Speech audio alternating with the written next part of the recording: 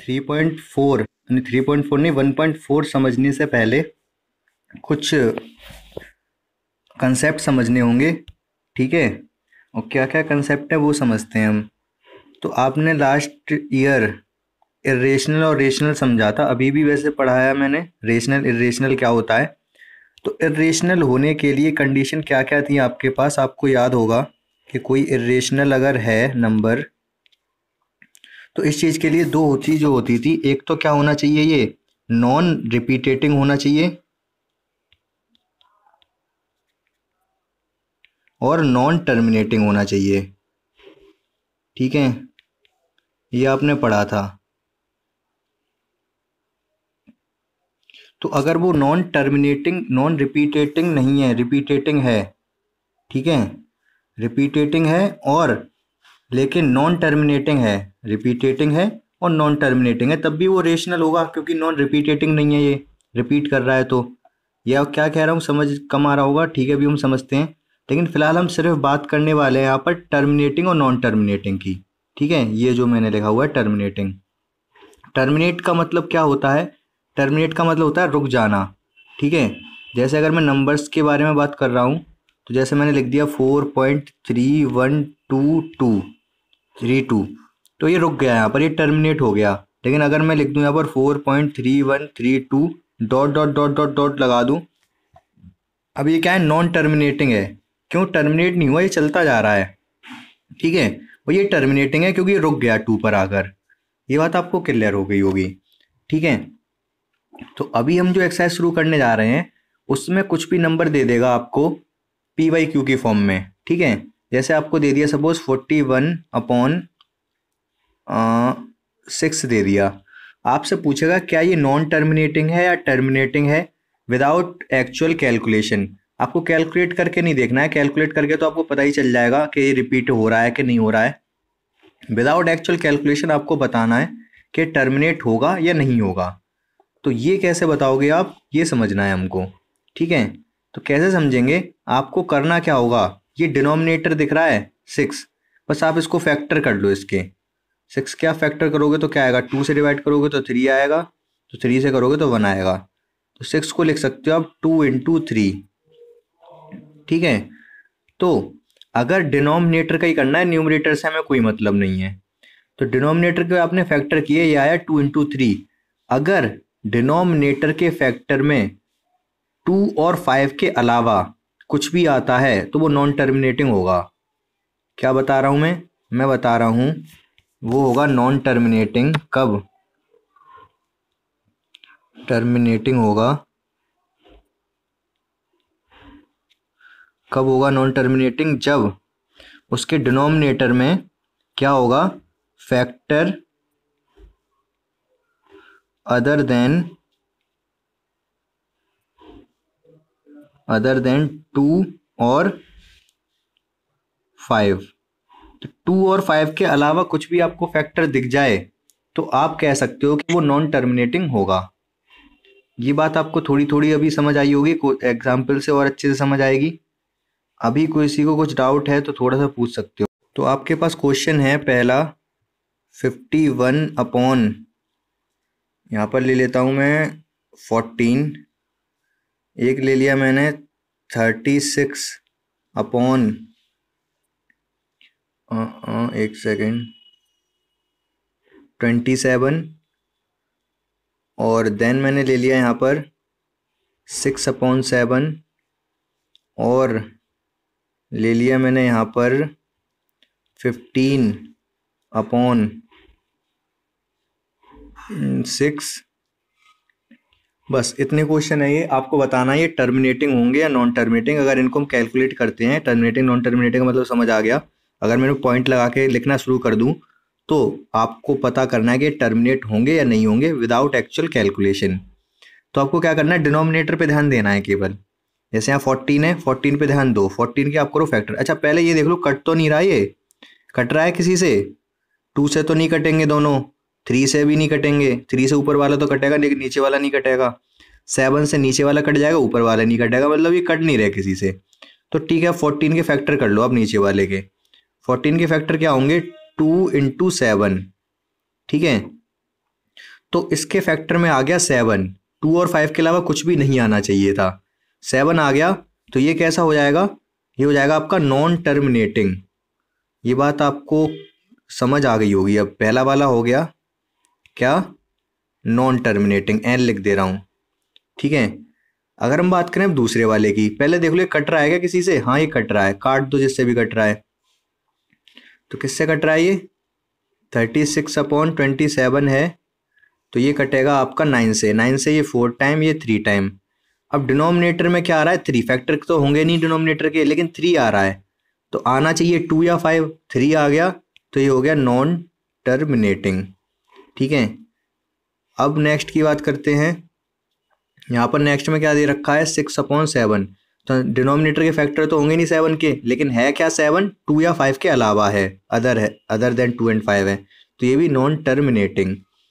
अब बात करते हैं हम इसकी, इसमें पहले हम काट लेंगे, कट रहा है तो ठीक है, ये कट रहा है, किससे कट रहा है, ये 3 से कट जाएगा, ये 5 टाइम और ये 3 टाइम, नहीं 2 टाइम। 3 से ऊपर वाला 5 टाइम, नीचे वाला 2 टाइम।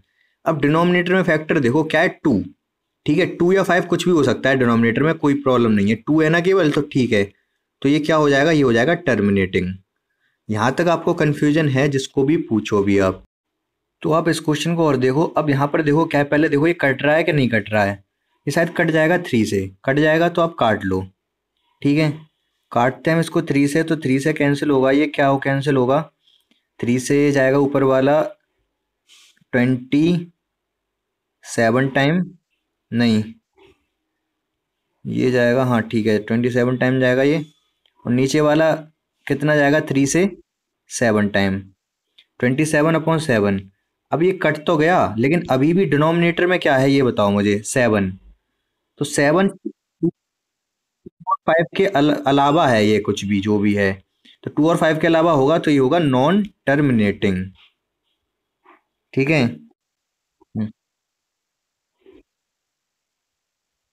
हाँ हाँ हाँ। अब अगर मैं यहाँ पर,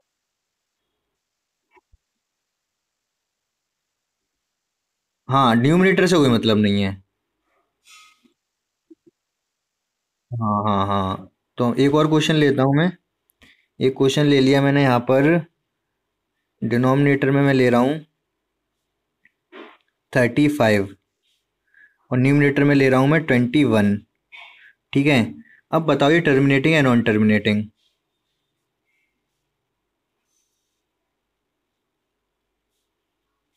अब क्या करोगे, आप कैंसिल करोगे पहले, हाँ ठीक है। तो कैंसिल करोगे आप 7 से, 7 से कैंसिल करोगे ये 3 टाइम, और ये 5 टाइम, 5 टाइम 7 से कैंसिल करोगे, 5 टाइम आ गया ना ये, 7 से ऊपर नीचे कैंसिल कर दिया। अभी नीचे क्या है 5, 5 से हमें कोई प्रॉब्लम नहीं है, तो ये हो जाएगा टर्मिनेटिंग। ना तो 5 से प्रॉब्लम है ना 2 से प्रॉब्लम है, दोनों एक साथ आ जाए तो भी कोई प्रॉब्लम नहीं है, 2 और 5 तो टर्मिनेट हो जाता है। इनके अलावा कुछ भी होगा तो वो नॉन टर्मिनेटिंग होगा। इतना सा कंसेप्ट है, समझ आ गया होगा आपको। क्या आया,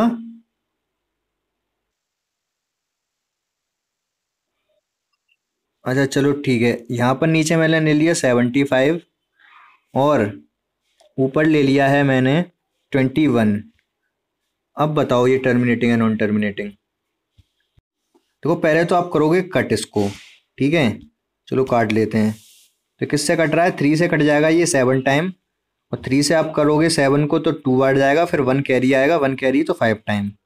यहाँ तक तो आपने कर लिया, लेकिन फिर मैंने एक और चीज़ बताई थी, वो आप भूल गए कि डिनोमिनेटर के फैक्टर भी करने होते हैं। हाँ डिनोमिनेटर के फैक्टर करोगे 25 के, तो क्या आएंगे फैक्टर, 5 से ये 5 टाइम जाएगा, फिर 5 से ये 1 टाइम जाएगा, तो डिनोमिनेटर के फैक्टर आए 5 × 5। 5 से कोई प्रॉब्लम नहीं होती है हमें, 5 से कोई प्रॉब्लम नहीं, तो ये हो जाएगा टर्मिनेटिंग, ठीक है। क्या, कुछ नहीं करना, हाँ बस बता देना कि हाँ टर्मिनेटिंग है ये, ठीक है। अब आपसे पूछ क्या सकता है वो, अब इसके डेसिमल रिप्रेजेंटेशन भी पूछ सकता है, मतलब पॉइंट्स में बताओ आंसर क्या है इसका, ठीक है। तो आप कैसे बताओगे वो भी मैं बताता हूँ। चलो पहले मैं थोड़ा इधर आगे लिखता हूँ क्योंकि बहुत स्पेस था उसमें, 21/75 था। तो अब क्या करो, आपने इसको कट किया किससे, 3 से, ये 7 टाइम गया और ये 25, मतलब 5 × 5 हुआ था। फैक्टर करके लिखना है डिनोमिनेटर का। तो ये तो पता चल गया ये टर्मिनेटिंग है, ठीक है। अब ये अगर टर्मिनेटिंग है तो इसका डेसिमल रिप्रेजेंटेशन भी लिखना है आपको। कैसे लिखोगे वो हम समझते हैं। अच्छा, ये 5 × 2 क्या होता है, 10। और अगर मैं आपसे पूछूं 22.7/10 लिखा है तो मैं इसको क्या लिख सकता हूँ,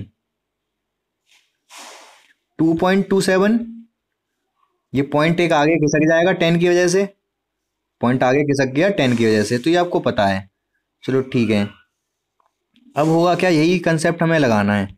अब इसका अगर मुझे डेसिमल रिप्रेजेंटेशन करना है तो मैं क्या करूंगा, नीचे 10 बनाऊंगा, क्योंकि 10 नहीं है ना ये भी नीचे।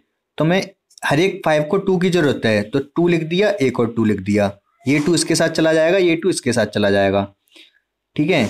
लेकिन नीचे लिखे हैं 2 तो ऊपर भी लिखने पड़ेंगे मुझे। ऐसा तो है नहीं कि नीचे मल्टीप्लाई कर दिया। 10 बनाना है ना नीचे, अपनी मर्जी से। हाँ, अपनी तरफ से नीचे लिखे तो ऊपर भी लिखना पड़ेगा। ऊपर नीचे लिखने पे कोई फर्क नहीं पड़ता है। अगर जिस चीज ऊपर डिनोमिनेटर न्यूमरेटर में सेम चीज का मल्टीप्लाई करोगे तो सेम ही आता है वो, ठीक है। अब तो ये हो गया यहाँ तक। अब देखो क्या होगा, ये अब आगे समझो आप। अब ऊपर मल्टीप्लाई करके आप लिख लो आया क्या। ऊपर आ गया 7 × 2 = 14, 14 × 2 = 28। और नीचे क्या आया, ये 10 हुआ, ये 10 हुआ, तो 2 10 आ गए, ठीक है। तो 2 10 अगर आ गए तो होगा क्या, ये पॉइंट जाएगा 2 नंबर आगे। यहाँ पे पॉइंट तो है नहीं, तो एक 10 होता तो 2.8 होता, 2 10 है तो 0.28 हो जाएगा। हाँ हाँ। तो ये आपको समझ आ गया होगा सभी को बहुत अच्छे से, क्लियर है। अब देखो ये एक्सरसाइज है आपकी, आपको बस बताना है ये टर्मिनेटिंग है या नहीं है। तो आप इसको देखो पहले वाले को, तो पहले आपको डिनोमिनेटर के फैक्टर करने पड़ेंगे, तब पता चलेगा टर्मिनेटिंग है कि नहीं। यहाँ पर सेकंड तो आप बता सकते हो बहुत इजीली, 8 है नीचे, 8 के फैक्टर होते हैं 2 × 2 × 2। तो बताओ पहला वाला टर्मिनेटिंग नॉन टर्मिनेटिंग, दूसरा टर्मिनेटिंग, ठीक है। अगर मैं इसका पूछूं तो आप फैक्टर करके पता कर सकते हो, 4 5 5 है, तो आप कर लोगे फैक्टर, करके देखोगे, कंफ्यूजन होगी तो पूछोगे। अब 1600 है, 1600 में 1600 के फैक्टर करने मत बैठ जाना। आप जीरो जीरो को तो अलग कर लो, जीरो जीरो से तो आपको कोई प्रॉब्लम नहीं है, ठीक है। वो तो पता है पॉइंट लगाते हैं, केवल 16 के फैक्टर करो आप।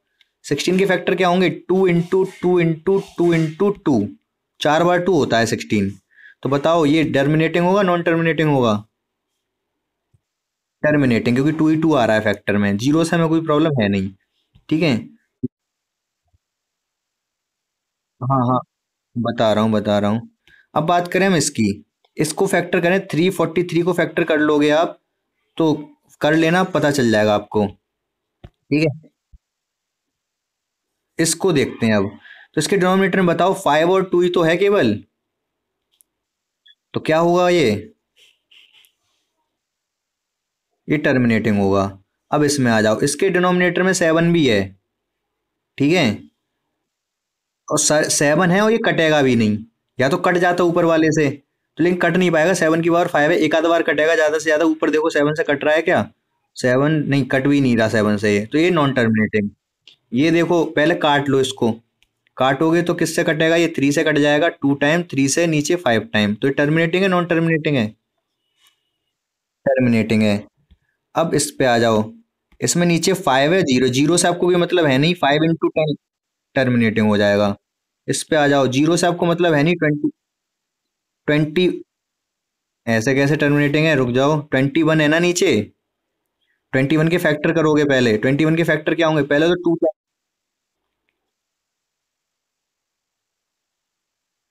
21 × 10 लिखोगे पहले, फिर 21 के फैक्टर करोगे, 21 के फैक्टर क्या आएंगे, 3 से जाएगा 7 टाइम, 7 से जाएगा 1 टाइम, तो 77/3 ×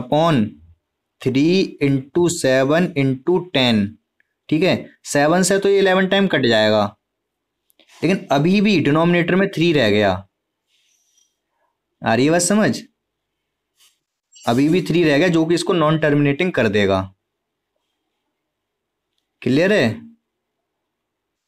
तो ये भी नॉन टर्मिनेटिंग। अच्छा, ऊपर जो क्वेश्चन छूट गए इनमें से एक आधा बता दे रहा हूं मैं आपको।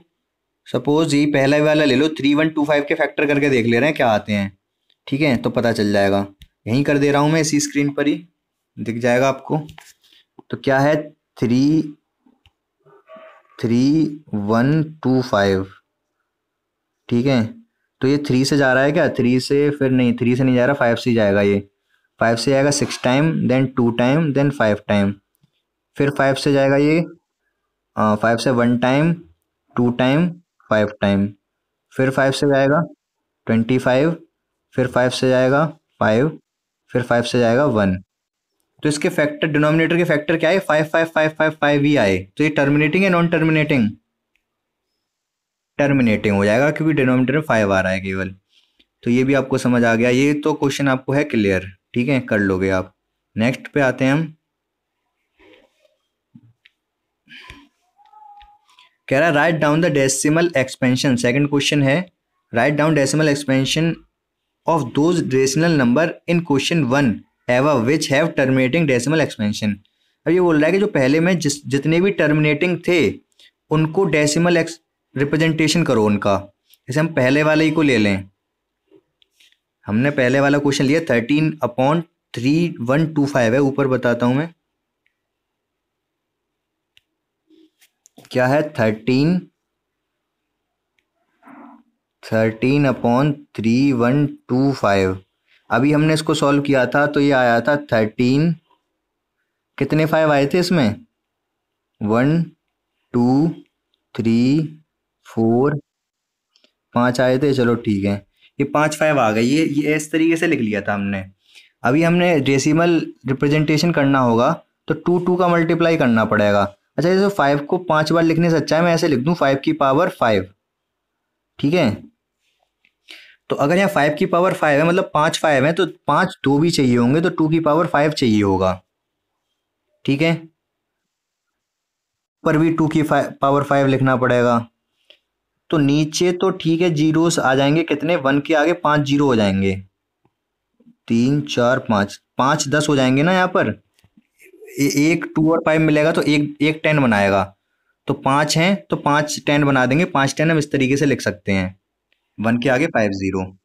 ऊपर क्या होगा, 2 की पावर 5 होता है 32। 32 का मल्टीप्लाई करो 13 में, तो ये आएगा मल्टीप्लाई होके 32 का 13 में, 32 3 जा 96, 96 का 6, 9 कैरी, और 32 और 9 41, ये आ जाएगा। ठीक है, तो अब आपको लिखना है इसको डेसिमल फॉर्म में। तो कैसे लिखोगे, 3 नंबर तो हैं हमारे पास ये। ठीक है, और जीरो कितने हैं, 5। तो 2 जीरो और लगाने पड़ेंगे इसके आगे तब पॉइंट लग पाएगा। 416 तो है लेकिन नीचे तो 5 जीरो है ना, तो 2 जीरो और लगाने पड़ेंगे देन पॉइंट लगेगा। उसके आगे एक और जीरो लगा देंगे। ये बात समझ आ गई सभी को? सेकंड का डेसिमल एक्सपेंशन करके बताओ। अब आपको कंफ्यूजन हो सकती है तो इसको सिक्स्थ वाले में हो सकती है, इसका मैं बता देता हूँ कैसे करना है आपको। आप क्वेश्चन देख लो, मैं ऊपर ले जाता हूँ। 23/2 की पावर 3 5 की पावर 2। तो कैसे करोगे, 23 था, 2 की पावर 3 5 की पावर 2 ये था।